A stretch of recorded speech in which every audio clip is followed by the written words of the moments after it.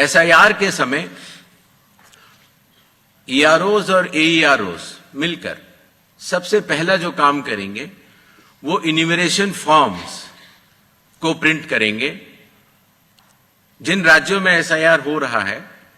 या अभी होने वाला है, उनकी मतदाता सूची आज रात को 12 बजे फ्रीज कर दी जाएगी और उन हर मतदाता को जिसका नाम उस सूची में है, उसको एक यूनिक इन्यूमरेशन फॉर्म प्रिंट करके बीएलओ उसके घर देने जाएंगे। इन्यूमरेशन फॉर्म में वो आवश्यक डिटेल्स होंगे जो कि आज की मतदाता सूची में हैं। जब बीएलओ फॉर्म्स डिस्ट्रीब्यूट करना शुरू करेंगे एग्जिस्टिंग इलेक्टर्स को, उसके बाद इन्यूमरेशन फॉर्म में जिसका भी नाम है वो उसको लिंक करने का प्रयास करेंगे कि क्या उन्हीं का नाम 2003 की सूची में था। अगर था तो उनको कोई भी कागज और नहीं देने होंगे। इसी तरीके से अगर उनका नाम स्वयं नहीं था और उनके पिताजी या माताजी का नाम था तो भी उनको कोई और कागज नहीं देने होंगे। तो ये लिंकिंग और मैचिंग, बिहार जब हमने एसआईआर किया था तो सिर्फ बिहार की अवेलेबल थी और आज पूरे देश की 2002 से 4 में हुए एसआईआर की मतदाता सूची जो लिंक दिया गया है voters.eci.gov.in पर कोई भी देख सकता है और इस मैचिंग को स्वयं भी कर सकता है। बीएलओज, बूथ लेवल ऑफिसर्स एसआईआर की प्रमुख कड़ी होते हैं। जब वो घर जाते हैं तो कई बार ऐसा भी हो सकता है कि किसी और व्यक्ति की उम्र उस घर में 18 साल के ऊपर की हो गई हो, तो हाथ की हाथ उसी समय वो उनका फॉर्म 6 भी भरवा लेंगे और डिक्लेरेशन भी ले लेंगे और उसकी मैचिंग और लिंकिंग भी पुराने एसआईआर से कर लेंगे। कई बार हमारे मतदाता अगर पढ़ने या लिखने में उनको दिक्कत है तो बूथ लेवल ऑफिसर उनको इन्यूमरेशन फॉर्म भरने में मदद भी करेगा और मदद करने के बाद इस तरह के सारे इन्यूमरेशन फॉर्म्स मैचिंग और लिंकिंग करने के बाद वो ईआरओ और एईआरओ को जमा करेगा। कई बार एक बार जब बूथ लेवल ऑफिसर घर जाता है तो या तो कुछ मतदाता अवेलेबल नहीं होते या कहीं गए होते हैं और या उनको मैचिंग या लिंकिंग करने में कोई समय लग रहा हो, तो ऐसे केस में बूथ लेवल ऑफिसर्स दूसरी बार भी जाएंगे और तीसरी बार भी जाएंगे। 3 बार हर बीएलओ हर घर जाएगा। जो प्रवासी लोगों की समस्या को हटाने के लिए, जो राज्य से कुछ समय के लिए बाहर गए हुए हैं लेकिन वहीं के सामान्यतः रहने वाले हैं, वो ऑनलाइन भी भर सकते हैं और खास तौर से कई बार अर्बन वोटर्स को, क्योंकि उनके दिन के समय ही ऑफिस आवर्स रहते हैं, तो वो भी ऑनलाइन भर सकते हैं। बूथ लेवल ऑफिसर का यह भी कार्य होगा कि जब वो इन्यूमरेशन फॉर्म देता है तो इन्यूमरेशन फॉर्म दस्तखत करके मतदाता को वापस भी करना होता है। तो अगर मतदाता की मृत्यु हो चुकी हो या वो स्थायी रूप से प्रवास कर चुका हो या वो एक से जगह ज्यादा रजिस्टर हो गया हो तो वो उस जगह दस्तखत नहीं कर पाएगा और ऐसे लोगों की शिनाख्त करना भी बीएलओ की जिम्मेदारी है। एक बात मैं फिर कहना चाहता हूं कि जो मतगणना, वो इन्यूमरेशन फॉर्म की जो फेज होगी उसमें किसी भी व्यक्ति से किसी और कागज की आवश्यकता नहीं होगी, बस उन्हें अपनी मैचिंग या लिंकिंग दिखानी होगी कि 2003 में किसके साथ है। नेक्स्ट, सारे फॉर्म्स मिलने के बाद ईआरओ और एईआरओ ड्राफ्ट सूची प्रकाशित करेंगे। ड्राफ्ट सूची में उन्हीं मतदाताओं का नाम होगा जिनके इन्यूमरेशन फॉर्म्स वापस मिल गए हैं। जिन मतदाताओं की मैचिंग या लिंकिंग नहीं हो पा रही है, 2003 में कहां थे, 2003 में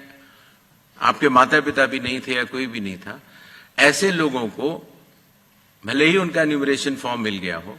लेकिन नोटिस जारी करेगा ईआरओ और एईआरओ, और नोटिस जारी करने के बाद फिर वो उनकी एलिजिबिलिटी डिसाइड करेगा इंक्लूड करने के लिए या एक्सक्लूड करने के लिए बेस्ड ऑन इंडिकेटिव डॉक्यूमेंट्स, जो मैं आगे बताऊंगा। ईआरओज और एईआरओ की यह जिम्मेदारी होगी कि कोई भी योग्य मतदाता छूटे ना और कोई भी अयोग्य मतदाता सूची में अंदर ना आ पाए। ईआरओ के फैसले के खिलाफ कानूनी तौर पर जिला मजिस्ट्रेट के पास एक अपील होती है, जो मैंने आपको बताया,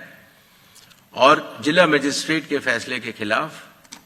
चीफ इलेक्टोरल ऑफिसर के पास भी सेकंड अपील होती है। जो प्री एन्यूमरेशन फेज है, जो आज रात को 12 बजे से शुरू होगा, उसमें कंप्यूटर मैचिंग और लिंकिंग पिछले एसआईआर से ईसीआई नेट के जरिए की जा रही है, उसको आगे बढ़ाया जाएगा। मैनुअल मैचिंग और लिंकिंग काफी हद तक बूथ लेवल ऑफिसर्स ने इन राज्यों में कर ली है, और ट्रेनिंग जो बीएलओज की है, ईआरओज की है और डीओज की है। हालांकि काफी ट्रेनिंग हम लोग यहां ट्रिपल आईडीएम में कर चुके हैं, बट एक बीएलओ, ईआरओ और डीओ की ट्रेनिंग कल से शुरू होगी। सभी राजनीतिक दलों से 6 नेशनल पार्टीज जो कि हर राज्य में मौजूद हैं, और हर राज्य की जो स्टेट पॉलिटिकल पार्टीज हैं, उन सभी से निवेदन है कि वो अपने बूथ लेवल एजेंट्स, अगर उन्होंने नामित नहीं किए हैं किसी भी बूथ पर, तो जरूर कर लें। साथ ही साथ सभी चीफ इलेक्टोरल ऑफिसर्स को, डिस्ट्रिक्ट इलेक्शन ऑफिसर्स को और ईआरओज को यह निर्देश भी होंगे कि कल से शुरू होकर परसों तक वो सभी पॉलिटिकल पार्टीज को के साथ मीटिंग करेंगे और पूरी एसआईआर की प्रक्रिया को उनके समक्ष डिटेल में बतलाएंगे। जहां तक बूथ लेवल एजेंट्स का सवाल है हर पॉलिटिकल पार्टी के, जैसा कि बिहार में था, हर बूथ लेवल एजेंट एक दिन में 50 इन्यूमरेशन फॉर्म्स जो साइंड हो इलेक्टर्स के, वो कलेक्ट भी कर सकता है, उसके ऊपर अपना सर्टिफिकेशन दे सकता है और बूथ लेवल ऑफिसर्स को भी दे सकता है। इससे जो चुनावी कर्मी हैं और जो राजनीतिक दलों के नुमाइंदे हैं, दोनों मिलकर साथ काम कर सकते हैं। इन्यूमरेशन फेज में इन्यूमरेशन फॉर्म की प्रिंटिंग, डिस्ट्रीब्यूशन, मैचिंग और लिंकिंग विद 2002, 3 या 4 इलेक्टोरल रोल्स और इन्यूमरेशन फॉर्म्स को वापस कलेक्ट करने का कार्य होगा। और साथ ही साथ, जैसा आप सबको पता है, मतदाताओं की सुविधा के लिए चुनाव आयोग ने निर्णय लिया है कि किसी भी मतदान केंद्र में 1200 से अधिक मतदाता नहीं होने चाहिए, जिससे कि भीड़ न लगे। उसके हिसाब से रैशनलाइजेशन ऑफ पोलिंग स्टेशंस भी होगा। सारे इन्यूमरेशन फॉर्म्स जो वापस आने थे, उनके आने के बाद इलेक्टोरल रोल्स की ड्राफ्ट पब्लिश की जाएगी। ये सारी स्टेप्स वही हैं जो बिहार में हुई हैं, और उसी के साथ साथ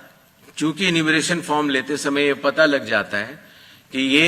व्यक्ति एब्सेंट हैं या शिफ्टेड हैं या डेथ हैं या डेड हैं या उनके डुप्लीकेट वोट्स बने हुए हैं, उन सब की लिस्टें बिहार में भी वो सभी बीएलए से भी शेयर की गई थी। पंचायत या पब्लिक ऑफिसेज के नोटिस बोर्ड पर भी लगाई जाएंगी और सीईओ के वेबसाइट पर भी अवेलेबल होंगी, जिससे कि कोई भी व्यक्ति एपिक नंबर लगा के देख सकता है कि उसका, जैसे पिताजी का नाम अगर उसकी मृत्यु हो गई है तो वहीं पर है कि नहीं। ड्राफ्ट सूची पब्लिश होने के बाद जिन लोगों की मैचिंग या लिंकिंग 2003 या 2 या 4 से नहीं हो पाई है, उनको ईआरओ नोटिस जारी करेंगे। नोटिस के बाद हियरिंग होगी और हियरिंग में जो भी इंडिकेटिव डॉक्यूमेंट्स हैं उनको चेकिंग किया जाएगा। और ईआरओ ये भी उनसे पूछेगा कि 2003 में आप कहां थे या आपके माताजी पिताजी कहां थे, जिससे अगर लिंकिंग नहीं भी हो पाई है तो वो भी कर पाए। साथ ही साथ क्लेम्स एंड ऑब्जेक्शंस का पीरियड भी शुरू हो जाता है। तो किसी व्यक्ति का, योग्य व्यक्ति का अगर नाम छूट गया है तो अपना क्लेम वो जमा कर सकता है इंक्लूजन के लिए, फॉर्म 6 भर सकता है डिक्लेरेशन के साथ,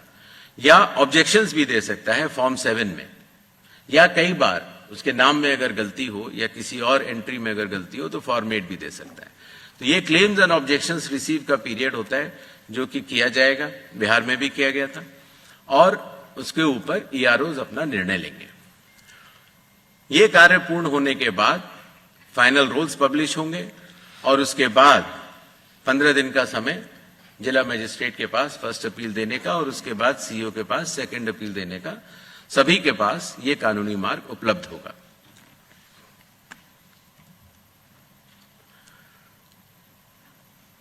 जैसा कि बिहार में चुनाव आयोग ने बहुत सफलतापूर्वक दर्शाया कि जो वल्नरेबल ग्रुप्स होते हैं, खास तौर से जो बुजुर्ग हैं या बीमार हैं या दिव्यांग हैं या कई बार हमारी बुजुर्ग महिलाएं हैं, तो इनको अगर किसी भी मैचिंग करनी है 2003 से या लिंकिंग करनी है, उन्हें कंप्यूटर नहीं आता, उनके पास मोबाइल नहीं है या उनको कोई सर्टिफिकेट बनवाना है, तो वॉलंटियर्स जो है वो या तो सरकारी कर्मचारी होते हैं या एनसीसी या एनएसएस के वॉलंटियर्स होते हैं। तो स्वयं उस व्यक्ति के लिए वो चले जाते हैं और वो कागज बनवा लेते हैं, जिससे कि हमारे मतदाताओं को कोई भी असुविधा नहीं हो।